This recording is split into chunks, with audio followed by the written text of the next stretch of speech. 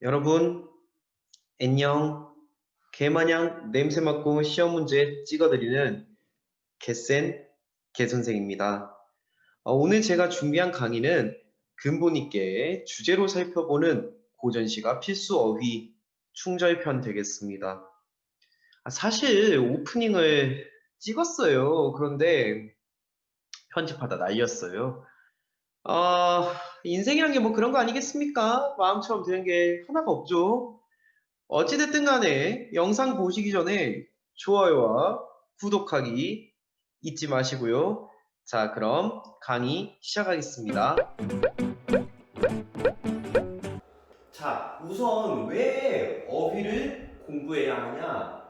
이거는 마치 우리가 영어 영역 모의고사 지문 풀이하는 거랑 같아요. 영어도 단어를 모르면 우리가 해석이 안 되잖아요. 일단은 읽어야 제목도 찾고 주제도 찾고 내용 일치불일치도 찾을 거 아니에요.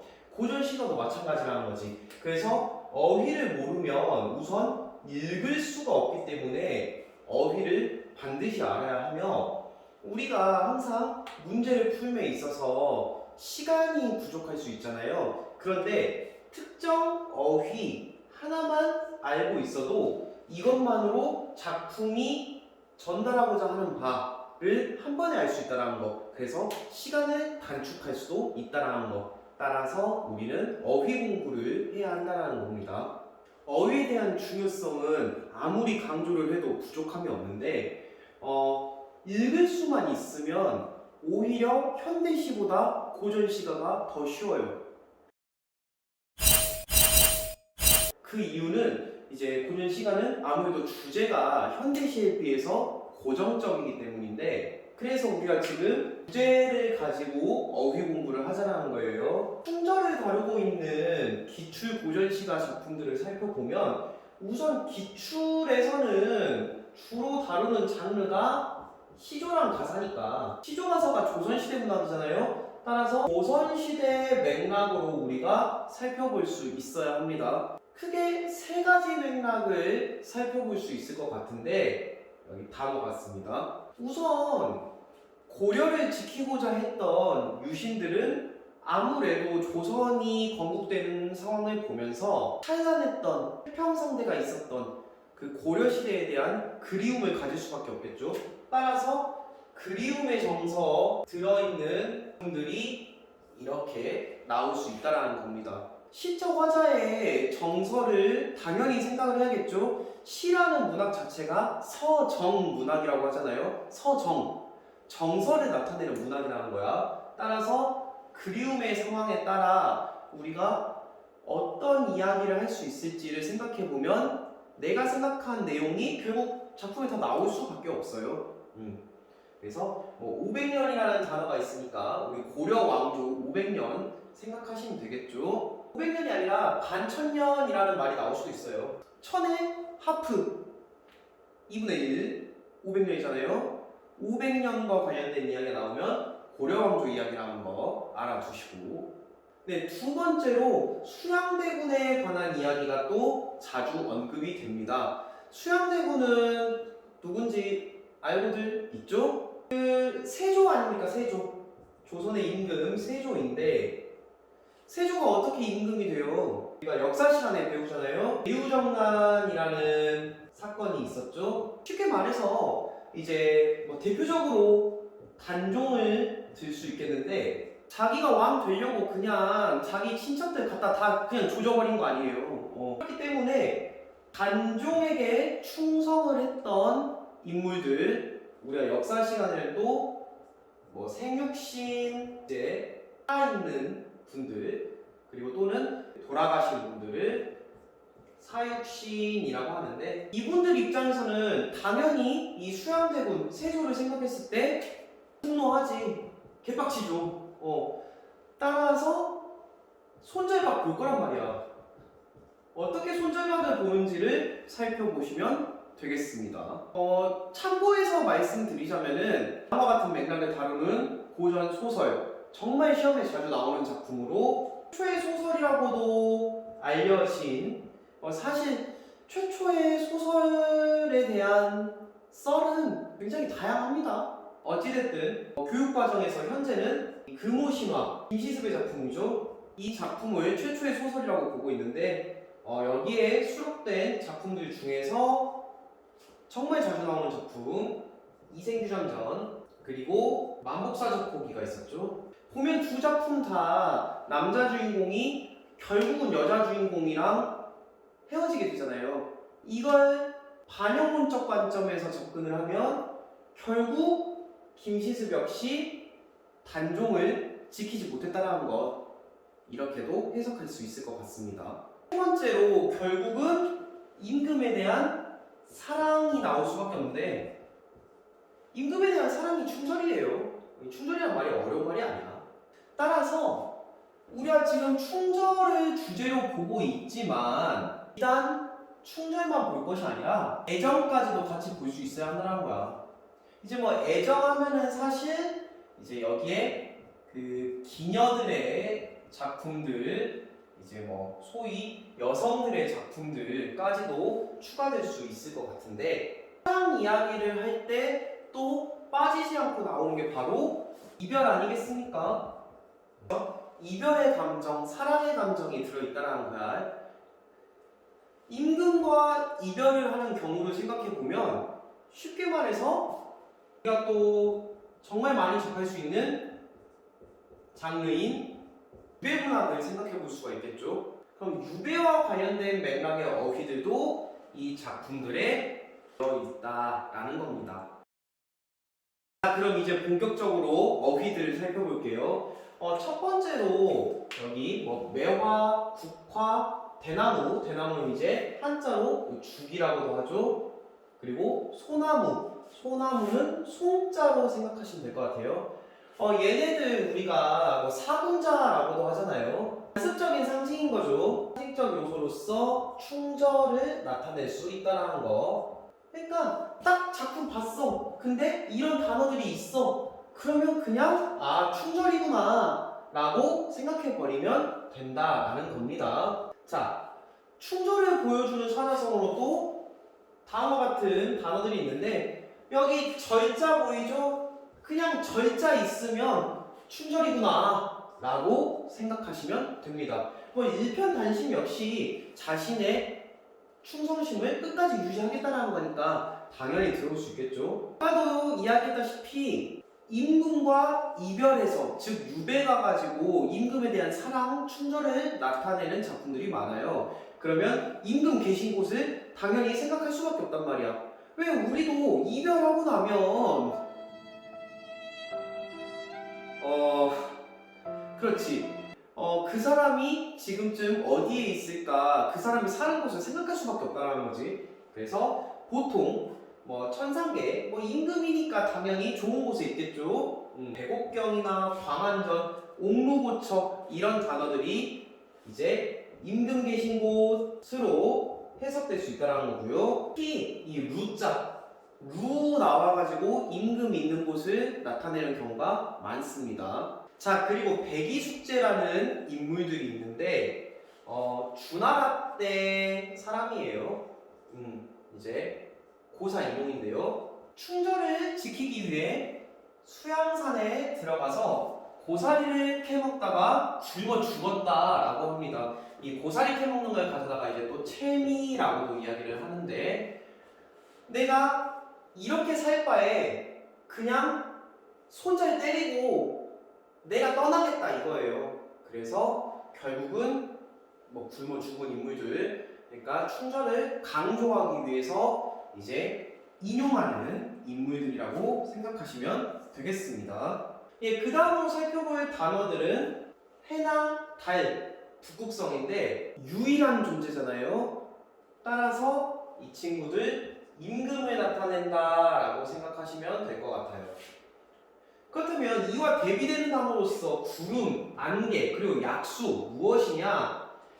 해를 임금이라고 놓고 봤을 때 이 해를 가려버리는 게 구름이랑 안개잖아요.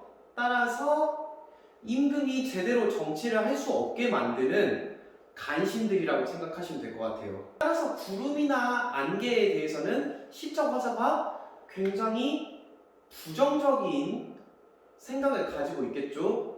그래서 얘네들 나오면은 장애물로도 우리가 해석할 수 있을 것 같은데, 장애물 하면은 또 자주 등장하는 단어가 여기 이 약수라는 단어가 있습니다. 약수 하면은 뭐 중국에 있는 뭐 전설적인 강인데, 우리가 이별 공간으로서의 물의 이미지가 굉장히 또 자주 쓰이잖아요. 공무도화가의 강이 있었고, 그리고 송인 또는 서경배곡에 대동강이 있었죠. 아까 임금과 이별하는 맥락을 이야기했잖아. 그렇기 때문에 님과 나를 이제 갈라놓는 장애물로서 또 약수도 자주 등장한다는 거 알아두시면 되겠습니다. 뭐 내가 역사에 대해서 그렇게 막 깊게 아는 사람은 아니지만 그 들은 바에 따르면 조선시대 유배라는 시스템이 정말 잘못을 해가지고 뭐 역모를 꾸며가지고 이렇게 가는 게 많지 않았다고 해요. 당파 싸움 하다가 그냥 마음에 안 들면 모함해가지고 그냥 조져버리는 거야.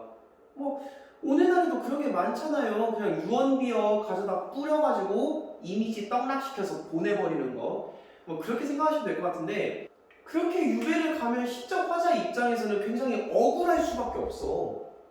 그렇다면은 이 억울함의 정서를 드러내는 단어들이 분명히 나올 거란 말이야. 그래서 왜다, 틀리다, 쟤네들이 틀렸다, 쟤네들의 말은 믿을 게 못 된다, 이렇게 억울함을 토로할 수 있겠죠. 그래서 저 친구들이 우기는 것이다 라고도 이야기를 할 수 있을 것이고, 계속해서 결백을 주장하는 거죠 이제. 그리고 아까 그 장애물로서 간신, 뭐 구름이나 안개가 대표적인 예였죠. 험하다 라고 이야기하는 경우도 있습니다. 또 유배를 가게 되면 막상 할 게 없잖아요. 가는 길도 길고 거기서의 생활도 엄청 지루하고, 그러면 이제 사람이 잡생각이 엄청 많아지거든. 나 때는 또 그 군대에서 정말 그게 컸어요. 뭐 요즘이야 군대에 이제 핸드폰을 가져가니까 뭐 유튜브도 보고 뭐 게임도 하고 웹툰도 보고 이제 사람들이랑 연락도 자주 하고 하는데, 우리 때는 핸드폰이 없어가지고 정말 이제 멍 때리면서 잡생각하는 시간이 많았단 말이야. 그러면 정말 이 지나온 삶을 자아성찰을 많이 하게 되는데, 그러다 보면 아 내가 어리석었다 라고 뭐 자책, 우리가 자조적 태도라고 하죠. 자조를 할 수도 있는 것이고, 결국에 아 팔자구나 해가지고 이제 조물주, 뭐 세상을 만든 사람이라고 알려져 있죠. 이 조물주의 탓으로 돌려가지고 이를 운명으로서 받아들이는 경우도 자주 등장합니다. 결국 상황을 생각해 보았을 때 정서는 슬픔이란 말이야. 그럼 그 슬픔을 드러내기 위해서 또 어떤 소재들이 사용되냐? 적동세가 있죠. 자규, 부견, 소적세 전부 같은 말입니다. 이제 적동세 같은 경우에는 우리 현대시 김소월 시인 작품에도 적동세라는 작품이 있잖아요. 네, 한을 상징하는 친구로 우리가 살펴보면 좋겠고, 귀뚜라미를 나타내는 실소리라는 단어가 있습니다. 귀뚜라미가 어느 계절이냐 하면 또 가을이죠. 가을 하면은 뭐 풍요로움의 계절, 추수의 계절이 될 수도 있지만 쓸쓸함의 정서를 보여주는 계절이 될 수 있단 말이야. 그래서 이 실소를 가지고 쓸쓸함의 정서를 강조할 수도 있고요. 사랑과 이별이라는 맥락에서 봤을 때 이 원앙, 커플을 상징하거든요. 원앙이 짝을 잃었다, 뭐 이런 말 할 수도 있을 것이고, 기러기 역시 아까 실솔과 마찬가지로 이제 가을의 정서를 생각해 볼 수 있겠는데, 마찬가지 쓸쓸함 나타내는 소재로 사용될 수 있습니다. 또한 춘절, 사랑과 이별 맥락으로 다루는 작품들이 주로 여성 화자를 선택하는데, 여성 화자를 선택하는 효과에 대해서는 시험에서 서술형으로 물어볼 수 있어요. 이제 당연히 그 여성의 목소리 구구절절하게 정서를 극대화해 줄 것이며 나아가 당시에 이별이라는 것은 오로지 여성들의 것이었단 말이야. 왜냐면 남자들은 다른 여자 만나면 돼. 일부 다처제였잖아요. 근데 여성들은 막 남자 여러 명 만나는 거에 대해서 이 유교 사회가 굉장히 비난을 많이 했잖아. 따라서 여성의 목소리로 이별을 이야기했을 때 이제 독자들의 공감대를 형성할 수 있다는 거 알아두시면 되겠는데요. 여기 나와 있는 어휘들 무인동방, 사창, 주방 전부 다 이제 여성들의 공간이라고 생각하시면 되고요. 그리고 또 여성을 나타내는 단어들. 연지분, 그 여자애들 그 피카츄 마냥 그 빨갛게 볼터치하는 거 화장품 생각하시면 되고, 그러다 보니 얼굴이 빨갛게 보일 수 있겠죠. 그리고 또 우리 여자애들 손 이쁘잖아요. 그것을 옥수, 이 손 숫자 쓴 거예요. 우리가 악수한다. 그리고 손으로 대화하는 걸 수화라고 하죠. 또한 녹이홍상, 특히 홍상이 중요한데 붉은 치마라는 뜻이에요.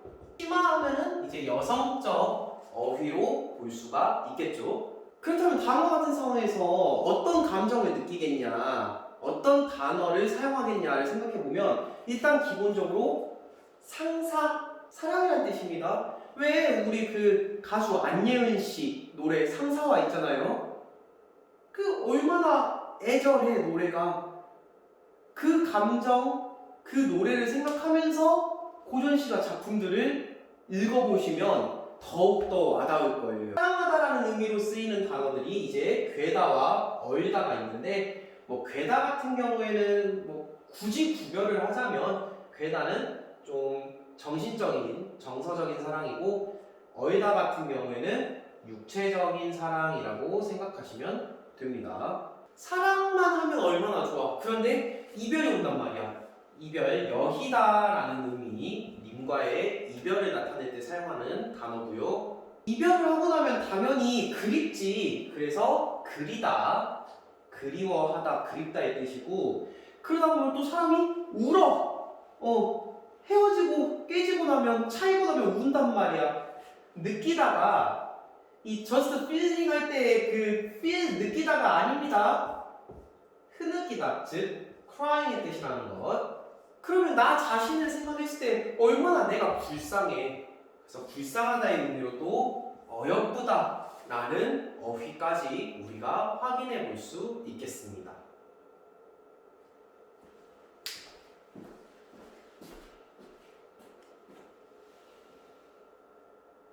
자, 이상으로 오늘 준비한 강의를 마치겠습니다. 끝으로 다시 한번 구독 좀 부탁드릴게요.